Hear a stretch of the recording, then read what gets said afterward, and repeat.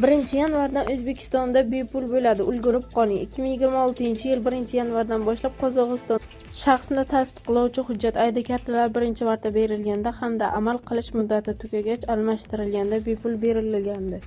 Bu haqda Sputnik xabar berdi. Keltirilishicha, 2026-yil 1-yanvarda Qozog'istonda oylik hisoblash ko'rsatkichi OHK 4325 tenge, 8,3 AQSh dollariga ko'tariladi. 2025-yilda u 3932 tenge, 7,6 dollarni tashkil etgan edi. Ko'pgina davlat xizmatlari va to'lovlari OHKga bog'liq bo'lganligi sababli ba'zi hujjatlarni qayta ishlash xarajatlari 10% ga oshadi.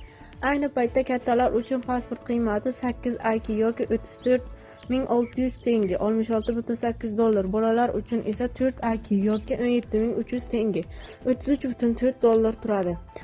Shaxsni tasdiqlovchi boshqa hujjatlar, masalan, tug'ilganlik haqidagi guvohnomalar ham 2026-yil 1-yanvardan boshlab bepul beriladi.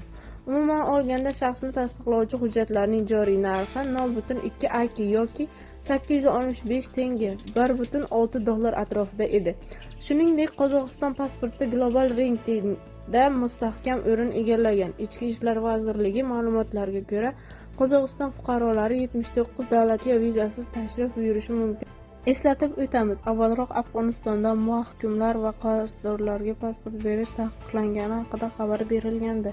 Biometrik tizimlar va ma'lumotlar bazalari orqali xorijga chiqish taqiqlangan shaxslar sifatida belgilanganlarga pasport berish avtomatik tarzda rad etiladi.